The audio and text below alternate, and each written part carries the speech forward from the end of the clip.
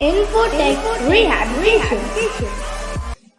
Hello guys, I'm Akanksha. Welcome to love you in Infotech rehabilitation channel. Guys, आज फिर से हम आपके लिए लेकर आ चुके हैं एक नई हॉन्टेड स्टोरी जो आपको बेहद पसंद आएगी।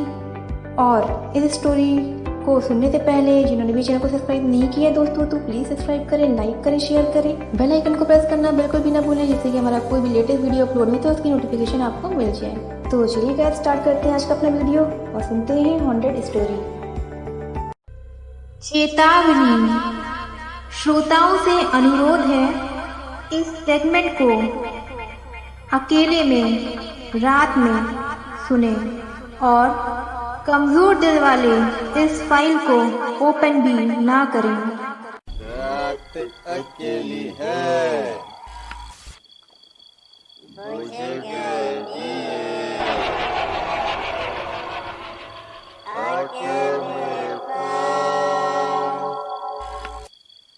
कानों में मेरे, जो भी चाहे कहिए, जो भी चाहे कहिए।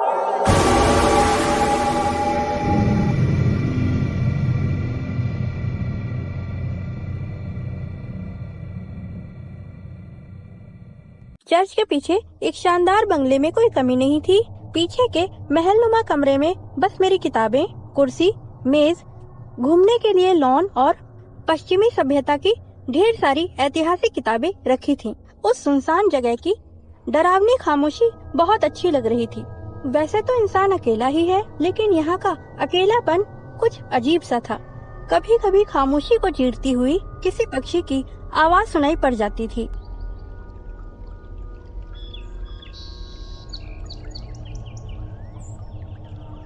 इतने दिनों के बाद मुझे एक बिहारी दोस्त मिला और उसने अपना नाम नवीन बताया। वो भी अपना सामान उठा लाया और उसे भी उसी बंगले में रहने को एक कमरा दे दिया। कुछ दिनों के बाद नवीन ने मुझे बताया कि जिस कमरे में मैं रह रहा हूँ, उसी कमरे में पीटर नाम के एक शख्स को दफनाया गया था।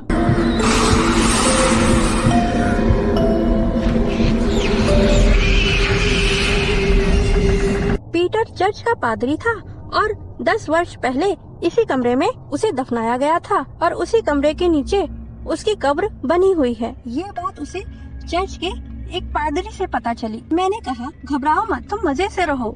एक सुबह एक महिला ने बंगले की डोरबेल बजाई। उसने पूछा, आप यहीं रहते हैं? मैं भी पहले यहीं रहती थी। मैं एक स्कूल में अध्यापिका हूँ। अच्छा, आइए। मैंने उन्हें चेयर दी और वो बंगले को बहुत देर तक निहारती रही। मैंने कहा, शायद आप बहुत दिनों बाद यहाँ आई हैं। हाँ, बहुत साल हो गए। हम भी इस बंगले में 10 सालों तक रहे। जैसे ही महिला ने बताया तो मैं निश्चिंत हो गया। अब कोई डर नहीं। फिर वो बहुत परेशान और माथे पर कुछ अजीब सी शिकन लिए हुए बताने लगी। हम लोगों ने बड़े बुरे दिन भी बिताए हैं। मैंने पूछा, वो कैसे? उसने बताया, रात को कुछ अजीब अजीब घटनाएं होती थी। एक दिन मेरा बेटा साइकिल बाहर खड़ी करके आया। जब कुछ देर बाद देखा तो वो साइकिल वहाँ पर थी ही नहीं। मैंने सोचा कोई उठा ले गया होगा, लेकिन जब मैं बाथरूम में घुसी तो साइकिल वहीं पर खड़ी थी। ये सब बातें वो बता ही रही थी कि आंखों से झरझर आंसू बहने लगे। मैंने कहा, अरे आप रोने क्यों लगी? थोड़ा शांत होने के बाद उन्होंने हिचकियाँ लेते हुए बताया, पीटर की वजह से मैंने अपना बेटा खो दिया। मैंने पूछा, पीटर कौन? वही पीटर जिसकी कब्र इस बंगले के चौथे कमरे में बनी है। ये सुनकर मैं तो बस बेहोशी होने वाला था। मेरी तो आवाज ही नहीं निकल रही थी और उसी कमरे में नवीन रह रहा है।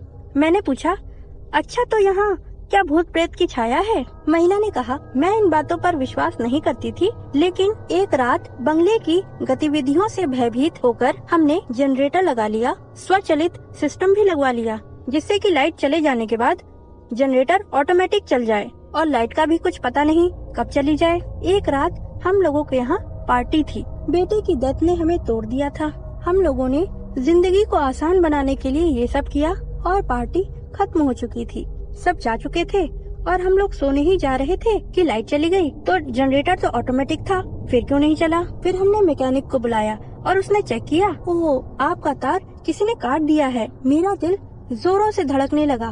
खैर, वो तार जोड़कर चला गया। जब मैं बंगले में घुसी और मैंने अपने कमरे में देखा, पीटर मेरे पति को छत से चिपकाकर फंदे से लटकाए था। कोहराम मच गया क्योंकि मेरे पति इस दुनिया से जा चुके थे।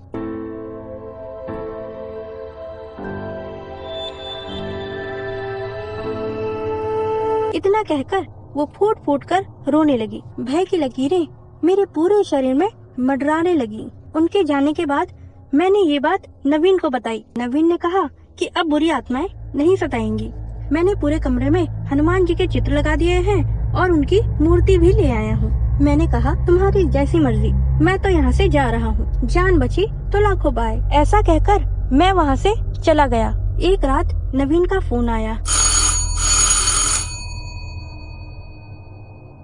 उसने कहा, आज रात पास वाले कमरे में तुम सो जाओ। मेरे भाई, मुझे नहीं आना, मैंने कहा। लेकिन उसके बहुत रिक्वेस्ट करने पर मैं आ गया और साथ में हनुमान जी की रखी हुई मूर्तियाँ भी ले आया। करीब आधी रात नवीन की भयानक चीख सुनाई दी।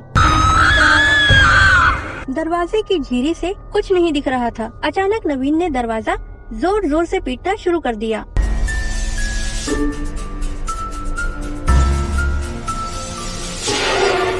मैंने हिम्मत करके दरवाजा खोला।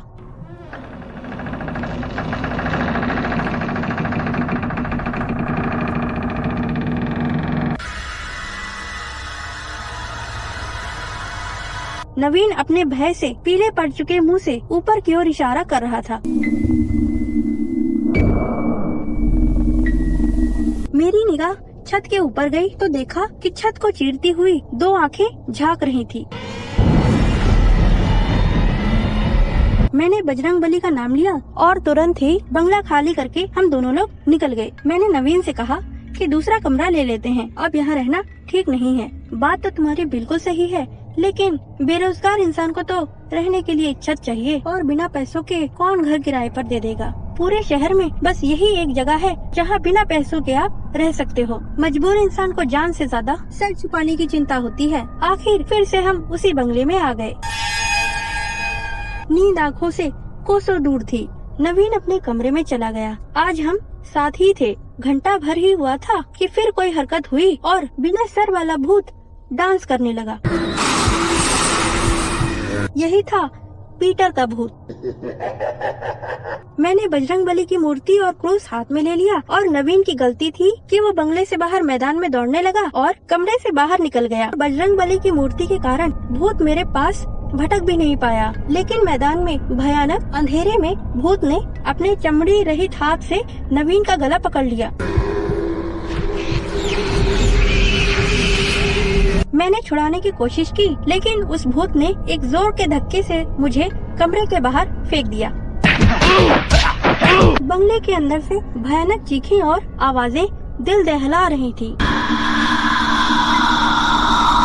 दोबारा जैसे ही मैं कमरे में गया तो आंखों में बेतहाशा आंसू और नवीन का मृत शरीर पड़ा था और वो कब्र शांत हो चुकी थी। तो गाइस, कैसी लगी हमारी ये हॉन्टेड स्टोरी? होपफुली आपको बहुत ज़्यादा पसंद आई होगी। अगर पसंद आई तो प्लीज़ हमें कमेंट बॉक्स में कमेंट करके जरूर बताएं, जिससे कि हम नई नई स्टोरीज गाइस आप लोग के लिए हर बार लेकर आते रहें। ऐसी नई नई इन्फॉर्मेशन आपको मिलती रहे। मिलेंगे गाइस एक ऐसी ही नई इन्फॉर्मेशन के साथ नेक्स्ट वीडियो में। तब तक सुनते रहिए आकांक्षा के साथ ऐसे ही infotech rehabilitation channel. Thank you.